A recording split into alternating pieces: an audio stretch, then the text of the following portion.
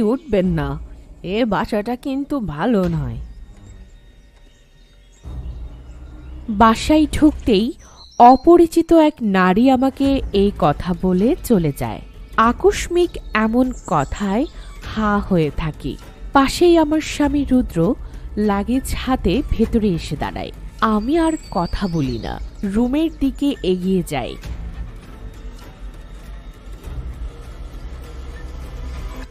Name প্লেটে লেখা room number 11। Caretaker রুমটা খুলে বলে, স্যার এসে পড়েছেন আপনি আপনার বাড়ি। আর শোনেন, পাশে এই যে রুমটা আছে রুম নাম্বার 12, ওটাতে কখনোই যাবেন না স্যার। আজব, আমার বাড়ি আমি যাব না কেন? কি হয়েছে?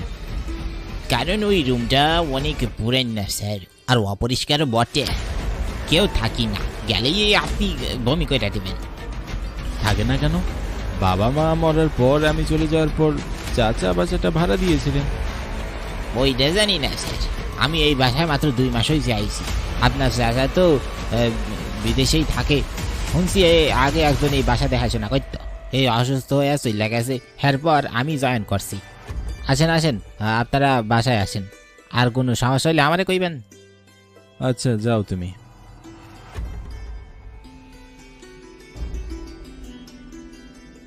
এ বাসাটা তোমার বাবার বাসা? হ্যাঁ এটাই। ইস, আজ যদি বাবা মা বেঁচে থাকতো। ওসব বাদ দাও তো, ভালো লাগছে না। আমি কথা বাড়াই না, কেয়ারটেকার চলে যায়। আমরা দুজনে রুমে যাই। আমি একটু অসুস্থ। আগের বাসাটাতে পানি ভালো ছিল না, তাই আমরা নতুন বাসা খুঁজি। তখনই রুদ্র এ বাসার কথা বলে। ওর বাবা মা ভাই বোন সব অ্যাক্সিডেন্টে মারা গেছে। ভাগ্য ভালো ও সেখানে ছিল না, তাই তাদের স্মৃতি যাতে মনে না পড়ে, তাই এই বাসা ছেড়ে চলে গেছে। কিন্তু এখন যেহেতু বাসা দরকার আর টাকারও সমস্যা, তাই আজ অনেক বছর পর আবার ওর নিজের বাসায় এসেছে। আমরা বাসায় ঢুকে সবকিছু গোছগাছ করে নিই, তারপর ফ্রেশ হয়ে খাওয়া দাওয়া করি। একটু বাহিরে আসি। একতলা বাড়ি, কিন্তু অনেকগুলো ফ্ল্যাট। আমাদের এক ফ্ল্যাট, কেয়ারটেকারের একটা, আর বাকি সব খালি। বাড়ির চারপাশে অনেক গাছগাছালি, আশেপাশে তেমন কোনো মানুষ বা বাসা নেই। সারাদিনের ক্লান্তির পর আমরা ঘুমাচ্ছিলাম। ঠিক কখন জানি না আমার ঘুম ভেঙে যায়। পাশে তাকিয়ে দেখি রুদ্র নেই। কিচেন থেকে একটা আওয়াজ আসছে। আমি লাইট জ্বালিয়ে রুম থেকে বেরোবো, এই সময় রুদ্র চলে আসে। আরে কই যাও? তোমাকে খুঁজতে বেরোলাম। এত রাত্রে কই ছিলে? ওয়াশরুমে ছিলাম, কিছু লাগবে? না না, লাগবে না, কিন্তু কিচেন থেকে কেমন একটা জানি আওয়াজ আসছিল। ধুর, নতুন বাসা তো, তাই তোমার কেমন লাগছে? চলো ঘুমাই, রাত জাগলে শরীর খারাপ করবে। রুদ্র এক প্রকার জোর করে আমাকে শুইয়ে দিল। ওর চোখে মুখে কেমন জানি একটা আতঙ্ক। আমার একটু খটকা লাগলো, কিন্তু কিছু না বলে শুয়ে পড়লাম।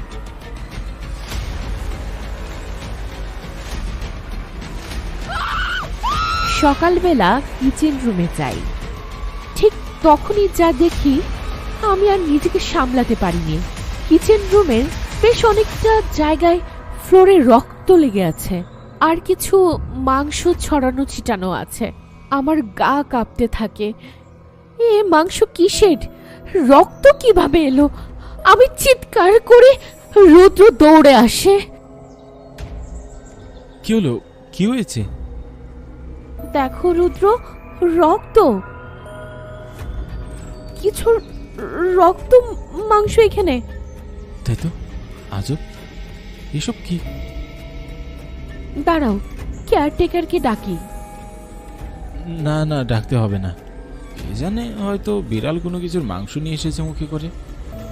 কিন্তু রক্ত আসবে কোথা থেকে? আজব, মাংসের সাথে রক্ত থাকবে না? আচ্ছা, তুমি এমন অস্থির হয়ে না, শরীর খারাপ হবে, রুমে চলো, আমি পরিষ্কার করছি। রুদ্র কথা না বাড়িয়ে রুম পরিষ্কার করা শুরু করে।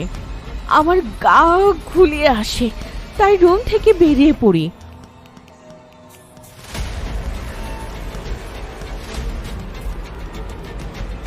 হঠাৎ পাশের ফ্ল্যাটে চোখ যায়। Room number 12। একটা ছোট্ট ছেলে দাঁড়িয়ে আছে, এক দৃষ্টিতে তাকিয়ে আছে। আমি অবাক হই, এ বাসায় তো আর কেউ নেই, এই ছোট ছেলেটা এখানে কি করছে? সে আমাকে দেখে ভেতরে চলে যায়। আমি কি মনে করে যেন তার পিছু পিছু চলতে শুরু করি।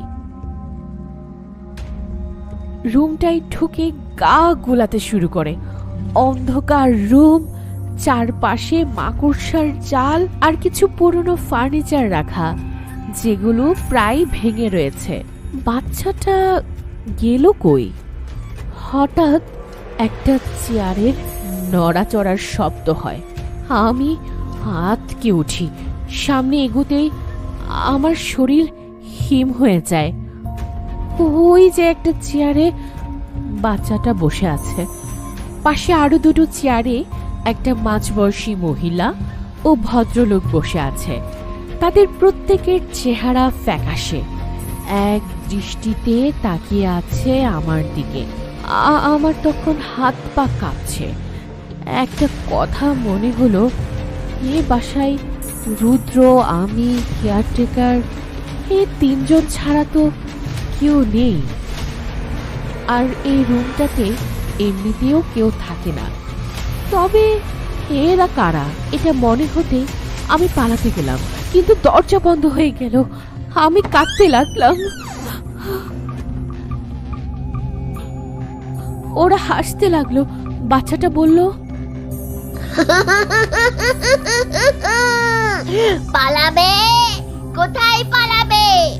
রুম নাম্বার 12 থেকে না হয় পালিয়ে যাবে, কিন্তু এই বাড়িতে যে আটকা পড়ে গেছো, যে তোমাকে আটকেছে, তার হাত থেকে কি করে পালাবে?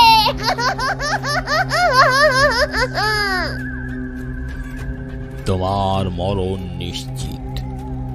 তুমিও আমাদের সাথে থাকার জন্য তৈরি হয়ে নাও। আমার হাত পা কাঁপতে থাকে।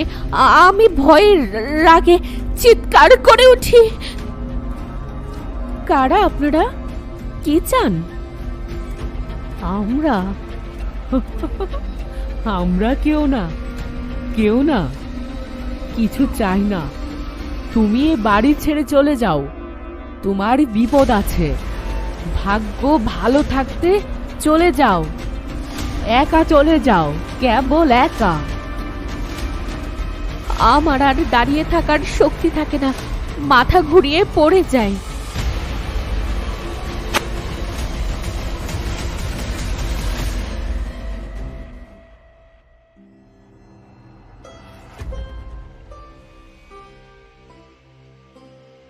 তুমি ঠিক আছো? ওই রুমে কি করছিলে? আগেই বলেছিলাম যে ওখানে যেতে না। কিন্তু রুদ্র, এখানে ওরা ছিল। ওরা কি কি বলছিল? কেউ ছিল না, আমার মনের ভুল। রুমটা অস্বাস্থ্যকর, এজন্য প্যানিক করেছো। আর কখনো যাবে না। রুদ্র, কাল থেকে আসার পর আমার কিছুই ভালো লাগছে না। চলো বাসাটা চেঞ্জ করি। ধুর, আগের বাসার কথাই মনে নেই। আর এটা আমার নিজের বাড়ি, এখানে ভাড়া লাগে না। তাছাড়া সবকিছুতেই সুবিধা। এইসব বলো না, তুমি রেস্ট করো। রুদ্র আমাকে খাবার এনে দেয়, আমি চুপচাপ খেয়ে নেই। তারপর ওষুধ খাওয়ার পরপরই আমি গভীর ঘুমে তলিয়ে যাই। এভাবে দিন কদিন কেটে যায়। আমি আর ও রুমটার কাছে যাই না, রাতেও ঘুম ভাঙে না। কিন্তু একটা অদ্ভুত ব্যাপার হলো, আমার শরীর আরো বেশি অসুস্থ হয়ে যাচ্ছে। আমি রুদ্রকে জিজ্ঞেস করি, রুদ্র, দিন দিন শরীরটা বেশি খারাপ হচ্ছে, আর ওষুধ খাওয়ার পরে আমার চোখ খোলার একটু শক্তি থাকে না। এসব কেন হচ্ছে? তোর ওষুধের রিয়াকশন আছে না তাই। আর রাতে ঘুমানো তো আরো ভালো। এমনিতেও রাত জাগলে তুমি আবল তাবল চিন্তা করো, আর শরীরের কথা চিন্তা করো না। কিছুদিন যাক, বেতনটা পেলে ডাক্তারের কাছে নিয়ে যাব। আমি রুদ্রর কথায় সায় দেই। প্রায় 1 মাসের মতো কেটে যায়। বাইরে নামলেই প্রায় সময় আমি সেই ছোট্ট বাচ্চা আর তার সাথে থাকা মানুষজনকে দেখতে পাই। তবে আমি রুম নাম্বার 12-তে আর যাই না। রুদ্রকে এসব বলি না, ও বিশ্বাস করবে না। কিন্তু একটা ব্যাপার অদ্ভুত লাগে, এরা আমার ক্ষতি করছে না কেন? আচ্ছা, আমি যে টানা অসুস্থ, এদের কারোর হাত নেই তো এদিকে? অনেকগুলো প্রশ্ন মাথায় ঘুরপাক খাচ্ছে। হঠাৎ মনে হলো আমি তো কেয়ারটেকারকে জিজ্ঞেস করতে পারি। রুদ্র রাতের খাবার দিয়ে ওষুধ খাইয়ে আমাকে ঘুম পাড়িয়ে দেয়। আমি ঘুমিয়ে পড়ি। রাত তখন 2টা-3টা। আমার ঘুম ভেঙে যায় অদ্ভুত কিছু আওয়াজে। আমি পাশ ফিরি, রুদ্র নেই। এ কি, কই গেল রুদ্র? কিচেনে কিসের আওয়াজ? ঠিক তখনই কিচেনের দিকে পা বাড়াই। আমার গা কাঁপতে থাকে। থ হয়ে দাঁড়াই। কিচেনে রুদ্র উপর হয়ে শুয়ে একটা বাচ্চাকে চিড়ে চিড়ে খাচ্ছে। ওর হাত দিয়ে কটমট করে হাড়গুলো চিবোচ্ছে।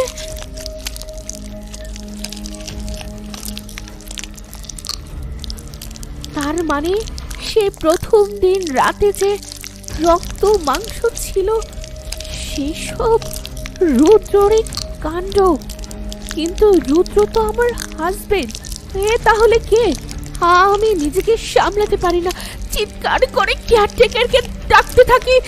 চিৎকার শুনে কেয়ারটেকার দৌড়ে আসে। রুদ্র তখনও কিচেনে খাবার নিয়ে ব্যস্ত ছিল। কেয়ারটেকার এসব দেখে হা হয়ে তাকিয়ে থাকে।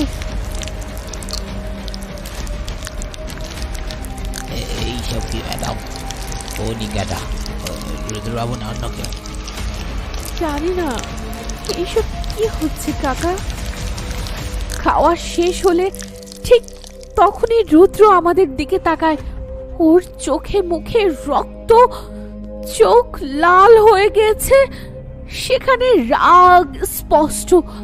চেঁচিয়ে বলে ওঠে, তোরা তোরা এখানে কি করছিস? রূপা, তোকে তো আমি ঘুমের বড়ি দিয়েছিলাম, তুই জাগলি কি করে? তুমি কে? আমি তোর হাজবেন্ড রুদ্র। না না, রুদ্র না, তুমি অন্য কেউ। আমি আজকে বড়ি খাইনি, ফেলে দিয়েছি। তাই আর আজ ঘুম হয়নি। তার মানে রোজ তুমি আমাকে ঘুমের ট্যাবলেট দিতে, যাতে রাত হলে এসব করতে পারো? হ্যাঁ, আর এর জন্যই আমার শরীর অসুস্থ হচ্ছে দিনকে দিন। তুমি একটা মানুষ খেকো, তুমি আমার স্বামী না, হতেই পারো না। আব্বাজান, আপনি মানুষ খাইতেছে? আল্লাহ গো, কি হইব? রুদ্র উঠে দাঁড়ায়, অপরাধী ভঙ্গিতে মাথা নিচু করে। খবরদার, খবরদার এগোবে না, তাহলে নিজেকে শেষ করে দিব। আমি আত্মহত্যা করব। ঠিক আছে এগোবো না, তুমি এমন কিছু করো না, আমি তোমাকে খুব ভালোবাসি। তারপর আমার কাছে এগোয়। আমি কেয়ারটেকার চাচাকে ইশারা করি। তিনি দৌড়ে বাইরে চলে যান। রুদ্র কান্না করতে থাকে। হ্যাঁ, আমি মানুষ খেকো, কিন্তু বিশ্বাস করো, আমি ইচ্ছে করে হইনি। বয়স আমার 18। একদিন ছোট ভাই আদির হাতে কাটা গেছিল। আমি তার হাত থেকে রক্ত বন্ধ করে মুখে পড়ি। তখনই বুঝতে পারি রক্তের স্বাদ কেমন। আমি মাতাল হয়ে যাই রক্তের গ্রানে। তারপর নিজেকে সেদিনের পর আমি আর সামলাতে পারিনি। এক রাতে বাবা মা বাসায় ছিল না। সেদিন আমি রুম নাম্বার 12-তে নিয়ে ওকে খুন করি। আর তোমার বাবা মা অ্যাক্সিডেন্ট করেছে, সে গল্পও মিথ্যে? তাদের তুমি মেরে ফেলেছ, তাই না? হ্যাঁ, আমি আমি মেরেছি। আমি নেশার কারণে একটা ভুল করে ফেলেছি। বাবার কাছে ক্ষমা চেয়েছি, আমাকে পুলিশে দিতে চেয়েছে, তাই ওদেরও মেরে দিয়েছি। আর তাদের রক্ত মাংস বৃথা যেতে দেইনি।